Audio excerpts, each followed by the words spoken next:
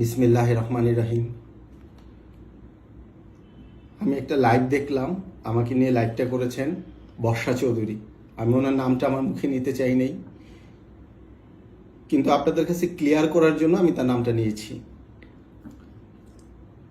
আমাকে আপনারা অনেক গালাগালি করতেছেন ফেসবুকে কমেন্টে, কিন্তু আপনারা সত্যটা না জেনে গালাগালি করতেছেন।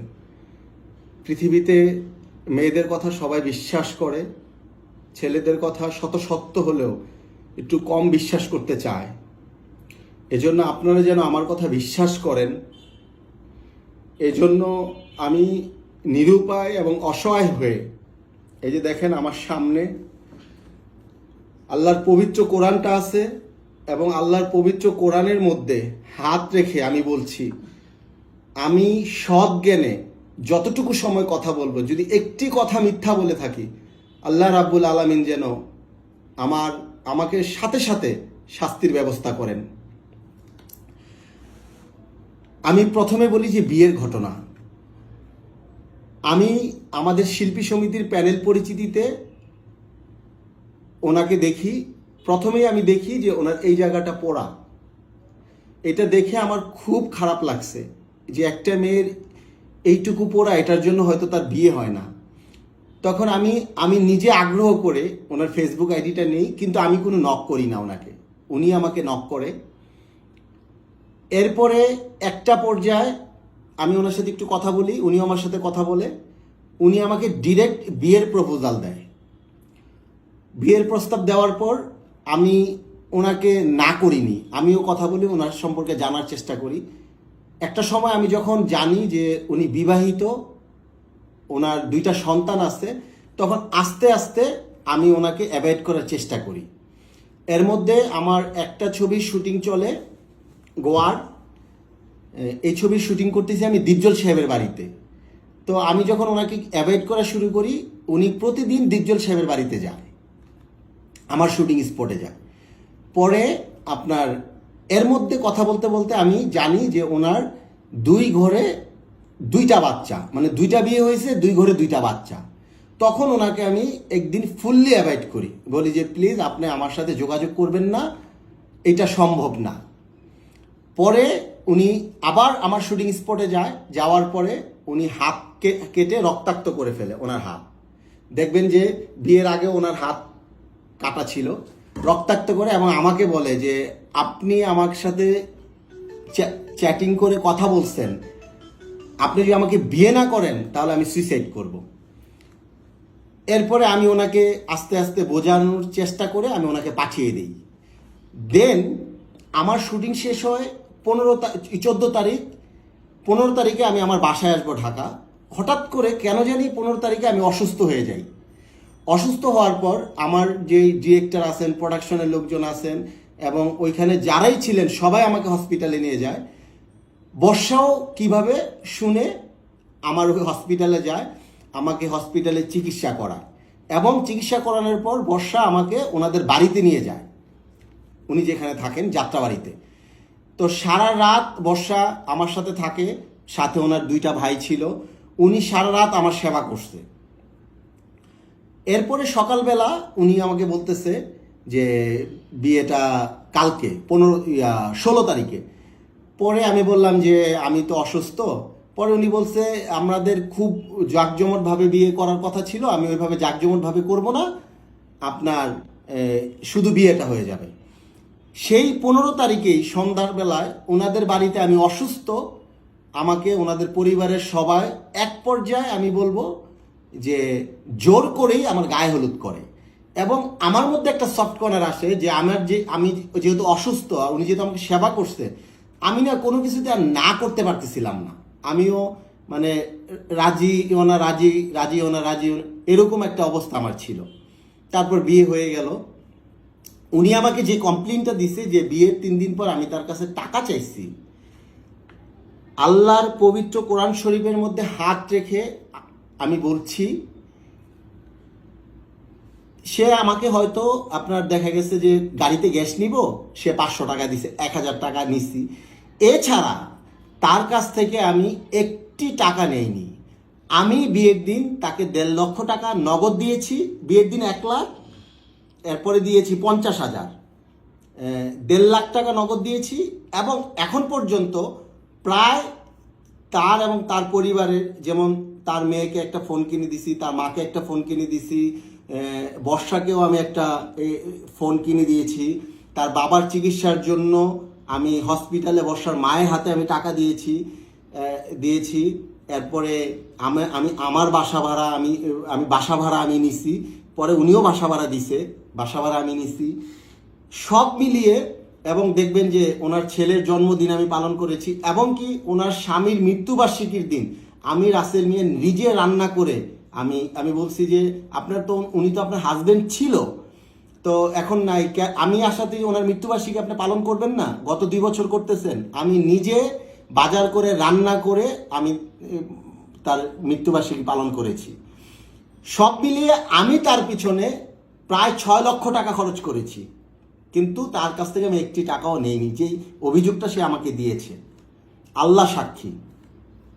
এরপরে তার ছোট ছেলেটা জায়ান, আমি নাকি তার ছোট ছেলেটাকে দেখতে পারি না। আল্লাহ একজন উপরে আছেন, যেহেতু ভার্চুয়াল প্ল্যাটফর্মে আমাকে মানুষ ভীষণভাবে ভালোবাসে এবং মানুষ আমাকে একটা রেসপেক্টের জায়গা থেকে দেখে, এই জন্য জিনিসটা ক্লিয়ার করার জন্য আমি আপনাদের কাছে বলছি, আমি এই 4 মাস বিয়েতে আমি বর্ষাকে একাধিক দিন বলছি যে তুমি অন্তত রাতে, অন্তত প্রতিদিন না হয় মাঝে মধ্যে তোমার এই শিশু 2 বছরের বাচ্চাটাকে নিয়ে তুমি ঘুমাও না, একটা রাতও তোমাকে ঘুমাইতে দেখিনি। আমি তাকে ফোর্স করেছি। এবং প্রতিদিন সকালে ধরেন আমার যেদিন কাজ না থাকে, 10টা-11টার দিকে আমি উঠি, বর্ষা 12টা-1টার দিকে উঠে ঘুম থেকে, ছোট বাচ্চাটা দরজার মধ্যে নক করতে থাকে, থাপড়াইতে থাকে, তারপরেও সে বাচ্চাটাকে নিজে আগ্রহ করে দেখে না। এরপরে দেখেন ওনার যে মেয়েটা, এই মেয়েটা এতিমের মতো সারাটা দিন শুধু টিভিতে আর সে সামনে বসে থাকে। আমি ডেকে ডেকে তাকে নিয়ে আসি, কিন্তু আমি তাকে নিয়ে আসলে বর্ষা বিরক্ত হয়, আল্লাহর কোরআন সাক্ষী। আমি তাকে নিয়ে আসি যে মা আসো, মা আমাদের সাথে বসো, মা তোমার কি লাগবে, আমি এভাবে বলি। আজকে দুঃখ লাগলো যে এই মেয়েটাও মিথ্যে বললো, মাসুম বাচ্চাটাও। যাক, আমি ওর জন্য দোয়া করি। এরপরে যে জিনিসটা বললো যে হাত কাটা, সে বলছে আমি নাকি তার হাত কাটছি। আমি সংসার জীবনে আপনার একটু মুখে তর্কাতর্কি হইতেই পারে, আমি তার সাথে একটু অভিমান করছি। সে কি করছে, বাথরুমের ভিতরে গিয়ে আপনার ব্লেড দিয়ে সে তার হাত কেটে ফেলছে। আমি এইটার প্রমাণ আমি আরো করে দিব, এটা আমি ডিএনএ টেস্ট করাবো যে তার হাত সে কাটছে কিভাবে জোর করে। আমি বরং বাধা দিয়ে আমি তাকে সেভ করার চেষ্টা করেছি, এবং সে বলছে না এটা কোনো হসপিটাল লাগবে না। পরের দিন আমি তাকে হসপিটালে নিয়ে গেছি। এরপরে আরেক দিন সে শুধু আপনার যে হারপিক খেয়ে ফেলছে দেখে আমি তাকে সাথে সাথে ঢাকা মেডিকেলে নিয়ে গেছি। আচ্ছা, ঢাকা মেডিকেলে সে বলল যে তাকে রিপোর্ট দেখাইলো, তো ঢাকা মেডিকেলে সে হারপিক খাইছে এটার জন্য নিয়ে গেছি। এই গেল এইটা। এরপরে দেখেন আমার নামে মামলা করেছে, বলতেছে আমি নাকি পালিয়ে বেড়াচ্ছি। তো মামলা তো করেছে সে আজকে, আমি এখনই যে থানায় মামলা করেছে সেই থানায় এখনই গিয়ে আমি সারেন্ডার করব যে আমার নামে মামলা হয়েছে, আমাকে অ্যারেস্ট করুন। আমি রাসেল মিয়া এতটুকু সততার সাথে শক্তি রাখি ইনশাল্লাহ। এই লাইভের পরেই আমি থানায় যাব। এরপরে দেখেন আমার চরিত্র নিয়ে কথা বলেছে। বাংলাদেশের মোটামুটি কিছু বড় বড় নায়িকার সাথে আমি নাটক করেছি, সিনেমা করেছি। আল্লাহ উপরে একজন আছেন, আমি যার সাথেই সিনেমা করেছি, নাটক করেছি, আমি সবাইকেই, আমি শুটিংয়ে যাওয়ার সময় আসার সময় আমি বলি বোন। অনেক নায়িকারা আমাকে জিজ্ঞেস করে যে রাসেল তুমি আমাদের হিরো, তুমি আমাকে বোন বলো। এইভাবে আমার মানুষের সাথে সম্পর্ক। এবং আমি যাদের সাথে কাজ করেছি, অভিনয় করেছি, আপনারা চাইলে তাদের কাছ থেকে একটু খোঁজ নিতে পারেন যে আমি রাসেল মিয়ার ব্যক্তিগত চরিত্রটা কেমন। এরপরে দেখেন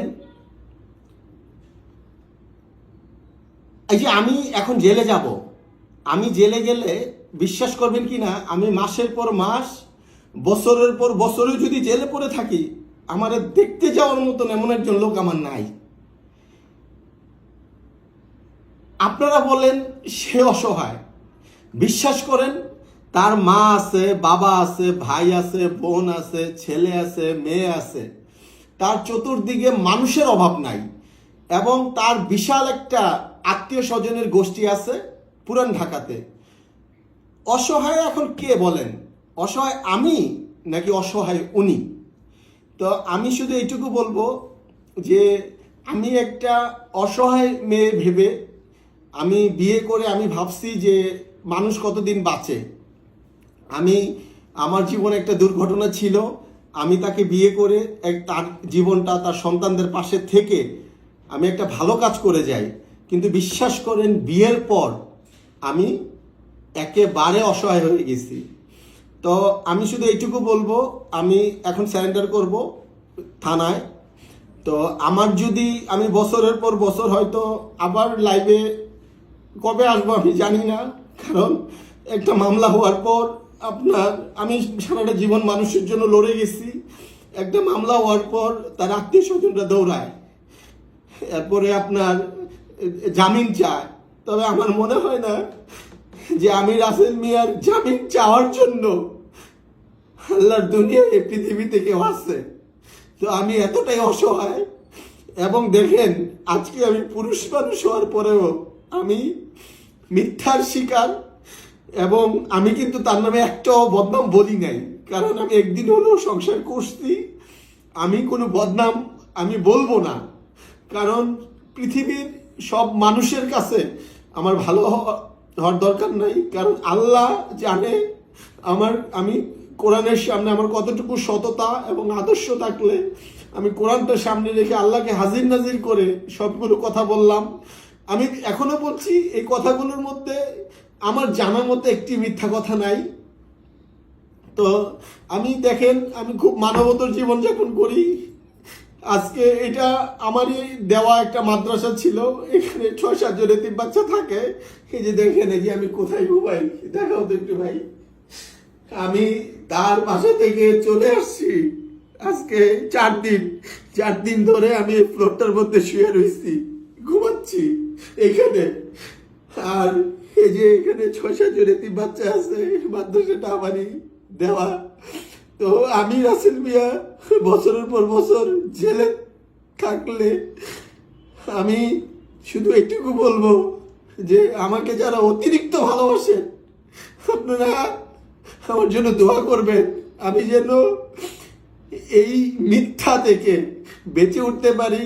এবং বিশ্বাস করেন আমি মুসলমান, আমার এত বড় কলিজা হয়ে যায় নাই যে পবিত্র কোরআন সামনে রাইখা আল্লাহকে হাজির নাজির করে আমি কোনো মিথ্যা বলবো। আমি তার ছোট সন্তানটাকে, আমি যেহেতু সন্তান থেকে বঞ্চিত, আমার সন্তানটাকে আমি আমার কাছে পাই না, আমি তার সন্তানটাকে শুধু তার সন্তানটাকে আমি ঠোঁটের মধ্যে চুমো দিতাম, যে আমি মনে করতাম যে আমার সন্তানকে আমি চুমো দিতেছি, এই ফিল করে আমি তাকে তার সন্তানকে আমি চুমো দিচ্ছি। সে বরং আমাকে নিয়ে অধিক সময় কাটানোর জন্য সে তার বাচ্চাদেরকে অবহেলা করছে আর মামলা করে, এটা তার অভ্যাস। এর আগে তার হাজব্যান্ডের নামে সে মামলা করছে, এর আগে সে বিয়েতে লিখছে সে বিধবা না, তার হাজব্যান্ড এখনো আছে।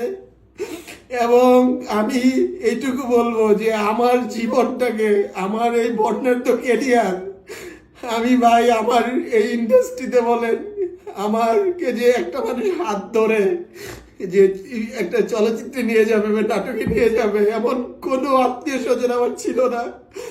আমি ঘুরে ঘুরে কষ্ট করে করে আমি এই ইন্ডাস্ট্রিতে মাত্র দাঁড়াইছি, মাত্র আমার একটার পর একটা ছবি রিলিজ হচ্ছে, একটার পর একটা নাটক রিলিজ হচ্ছে, সেই মুহূর্তে আমি একটা মানবতা দেখাইতে গিয়া আমার জীবনটা শেষ হয়ে গেল। আমার সবচেয়ে বেশি খারাপ লাগে যে মানুষরা আমার স্ক্রিনে দেখলে, আমার কোনো কথা শুনলে বা কোনো একটা বিপদে পড়লে আমার দিকে তাকায় থাকে যে রাসেল ভাই কখন আমাদের পক্ষে 2টা কথা বলবে। সেই আমাকে মানুষের কাছে এইভাবে খারাপ করে দিল। তো আমি বলবো যে দেখেন, সে লাইভে যতগুলো কথা বলছে সবগুলো বেশিরভাগ কথাই সে মিথ্যা বলছে, এবং আমাকে একা পেয়ে সে এবং তার যে একটা আত্মীয় স্বজনের মহল আছে আমাকে নিতান্তই টর্চার করছে। আর যে কথাটা বলে আমি তাকে মারছি, এইখানে একটা দিন আমি তাকে 2টা থাপ্পড় দিছি, 2টা হয়তো বা 3টা থাপ্পড় দিছি, এবং মোবাইল 2টাও আমি ভাঙছি, মিথ্যা বলবো না। কিন্তু দেখেন, আমি কিন্তু এই যে তার বার্থডে গেছে, আমি কিন্তু তাকে একটা ফোন কিনে দিছি, আমি তাকে হাত মোজা কিনে দিছি, পা মোজা কিনে দিছি, তাকে বোরকা কিনে দিছি, এবং দেখবেন যে লাইভের পিছনে যে পবিত্র কোরআন শরীফ এটাও আমি তাকে কিনে দিছি। তো আমার কথা হইল যে আমি যে চক্রান্তের শিকারটা হইছি, আমি জেল কাটবো, এতে আমার বিন্দু পরিমাণ দুঃখ নেই, আমার বিন্দু পরিমাণ ভয় নেই। আমার দুঃখটা হচ্ছে, ভয়টা হচ্ছে, দেখবেন যে আমার ভেরিফাইড ফেসবুক আইডিটার মধ্যে, আমি ফেসবুক আইডিটা যখন খুলি তখনই আমি দেখছি যে আল্লাহ, এই যে আমি রাসেল মিয়া মৃত্যুর পর সবাই যেন বলে আল্লাহ রাসেল মিয়া মানুষটা ভালো ছিল। তো আমি ভয় পাচ্ছি যে এই জিনিসটা নিয়ে মানুষটি আমাকে ভুল বুঝে। আমি বলবো যে আপনারা আমাকে ভুল বুঝবেন না, আমার জীবনে আমি লোভ করি নাই, আমার কোনো, এই যে দেখেন, আমার কোনো কোনো অ্যাকাউন্ট নাই, আমার কোনো টাকা নাই, কোনো আমার পয়সা নাই। আমি যতটুকু আর্ন করছি আমার জীবনে, ততটুকু যে মাদ্রাসা বলেন, মানুষের পাশে দাঁড়ানো বলেন, আমি সব মানুষের জন্য খরচ করে দিছি। নিজের যে একটা ভবিষ্যৎ পরিকল্পনা, এটা আমি কোনোদিন করি নাই। তো আপনারা আমারে ভুল বুঝবেন না, কারণ আমি, আপনারা যারা আমাকে আগে যেভাবে ভালোবাসতেন, আপনারা সত্যটা জানার পরে আমি যদি অপরাধী হই, তাহলে আমার আপনারা ভুল বুঝেন, আমার অপবাদ দিয়ে, আমার কোনো দুঃখ নাই। আমি, আপনারা আমার জন্য দোয়া করেন। আসসালামু আলাইকুম।